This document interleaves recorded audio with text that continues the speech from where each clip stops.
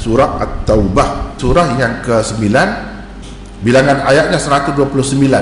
Ini termasuk dalam surah Madaniyah juga. Tertib turunnya ke 113, 114 semuanya. Maknanya yang terakhir benar lah, ataupun 112 gitu lah. Bilangan paragrafnya ada 5.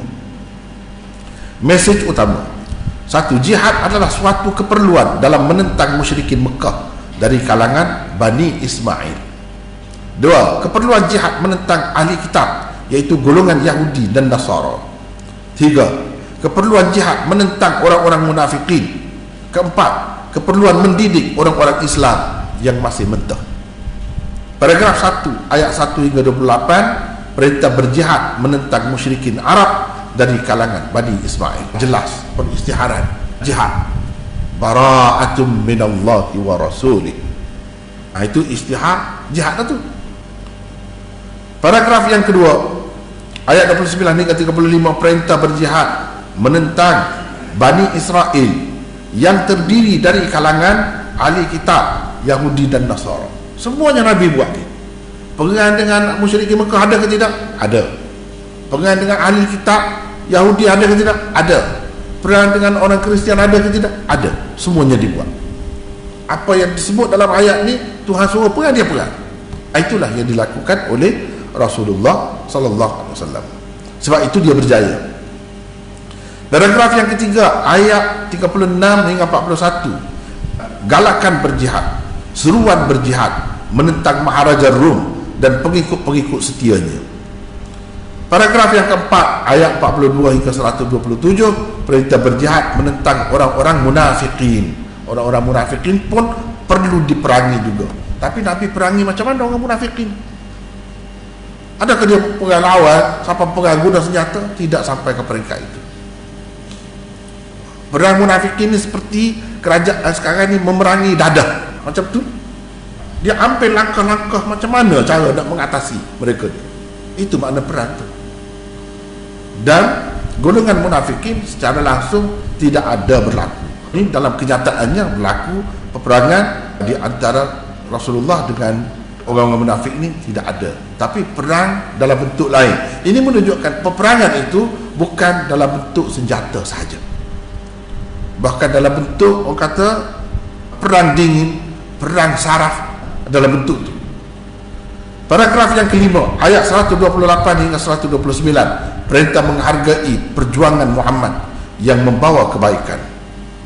Baik zaman turun surah pada bulan Rajab 9 Hijrah, Rasulullah sallallahu alaihi wasallam telah keluar membawa satu pasukan tentera berjumlah 30,000 orang untuk berperang dengan Kaisar Rom di sebelah utara. Baginda berangkat bersama pasukan itu ke Tabuk, tetapi Kaisar dan bala tenteranya tidak datang. Begitulah, ada bunyi desas-desus dan kabar angin kata tentera Rom nak serang Islam. Nabi dulu lagi pergi dah. Tunggu situ. Tak mari, takut dia. Rasulullah sallallahu alaihi wasallam menetap di sana selama 20 hari. Negeri-negeri Kristian yang kecil-kecil di bawah jajahan Kaisar telah bersedia memberi jizyah sebagai tanda ketaatan mereka kepada pemerintah Islam. Dalam perjalanan itu, bila tengok begitu satu demi satu kerajaan-kerajaan yang di bawah jajahan Kaisar Rom itu menyerahkan, mahu bersama Islam, pemerintah Islam. Itulah yang berlaku. Rasulullah sallallahu alaihi wasallam berangkat pulang pada bulan Sya'ban 9 Hijrah. Bahagian kedua surah At-Taubah diturunkan pada bulan Rajab 9 Hijrah sehubungan persiapan dan persediaan untuk berangkat ke Tabuk.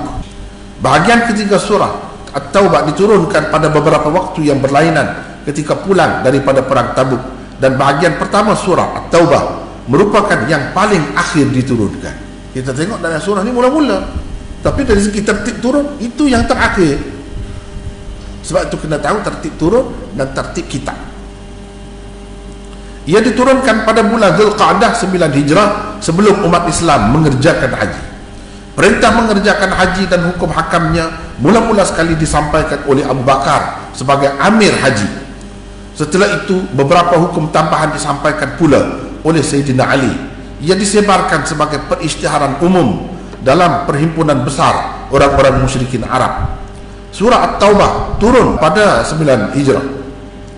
Pada bulan Rajab 9 Hijrah, perjalanan untuk peperangan Tabuk telah bermula.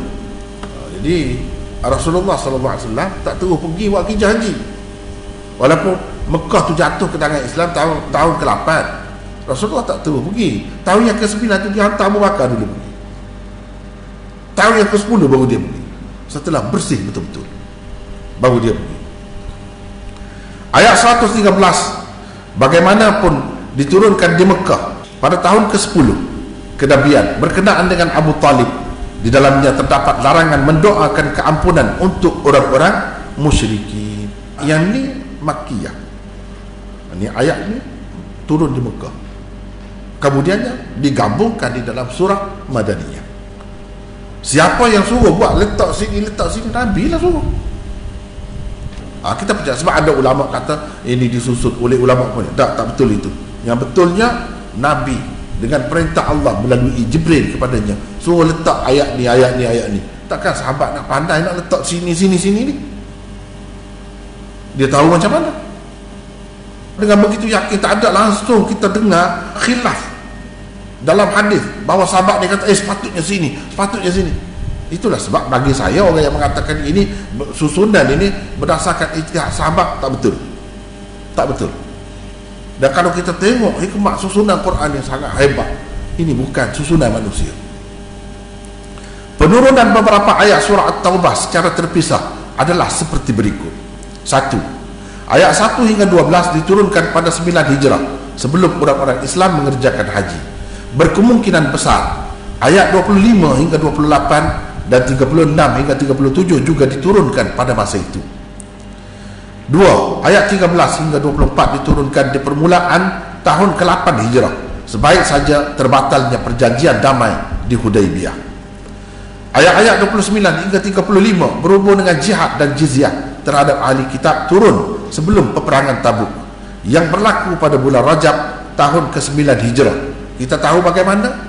Kita tahu je bila Nabi keluar tu nak pergi perang Tabuk tu, negeri-negeri yang kecil ni bersedia nak bagi jizyah.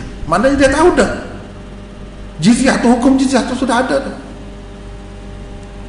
Yang keempat, ayat-ayat ke-38 hingga 41 turun berkaitan dengan persiapan untuk peperangan Tabuk. Di dalamnya tersebut galakan dan gesaan supaya berjihad.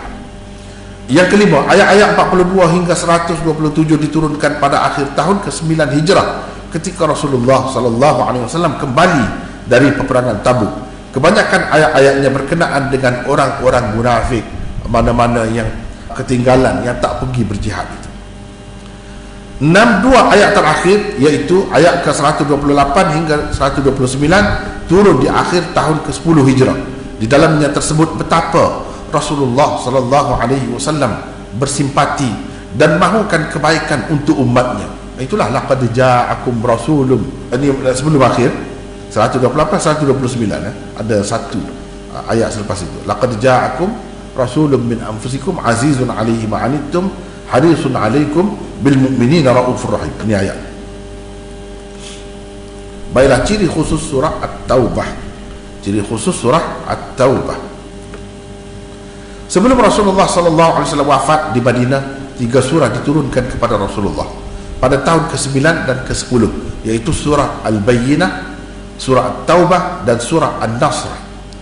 Dilihat dari segi tertib turun surah-surah tersebut, surah At-Taubah merupakan yang paling besar dan terakhir diturunkan di Madinah. Adapun surah Ali Imran, surah Al-Maidah itu bukan yang paling akhir turun semua sekali. Al-Yawma akmaltu lakum, itulah yang diturunkan akhir ayat, bukan surah, ayat. Yang kedua, Bismillahirrahmanirrahim tidak dituliskan di permulaan surah. Daripadanya terbukti 2 perkara. 1, Al-Quran yang ada pada hari ini masih terpelihara seperti asalnya di zaman Rasulullah sallallahu alaihi wasallam. Sebagaimana yang ada inilah, sebagaimana yang ada ni, ia ditulis mengikut perintah dan arahan Rasulullah sallallahu alaihi wasallam. Oleh kerana Rasulullah tak suruh orang tulis bismillah, maka tak ada. 2, di dalam surah Al-Anfal sebelum ini telah dinyatakan adab-adab jihad, kelebihan dan juga faedahnya. Di dalamnya juga tersebut hukum-hukum perang dan damai.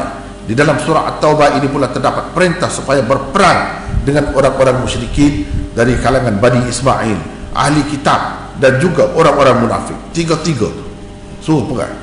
Dari sudut perhubungan antara kedua-dua surah terdapat perkaitan yang rapat. Kedua-duanya berkaitan dengan jihad. Itulah lebih kurangnya beberapa kata kunci dan tema utama surah. Kesalahan-kesalahan dan jenayah-jenayah yang dilakukan musyrikin Mekah didedahkan dan orang-orang Islam diberi panduan dalam menghadapi mereka.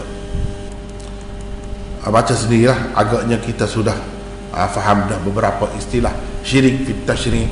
Syirik dalam ini sudah tahu dah siapa yang terlibat dalam syirik fit tasyri' ini. Semua terlibat. Ahli kitab pun terlibat, Bani Ismail, musyrikin Mekah pun terlibat juga. Itulah antara sebab yang mengharuskan mereka diperangi. Sebab jenayah itu sangat besar. Jenayah itu sangat besar.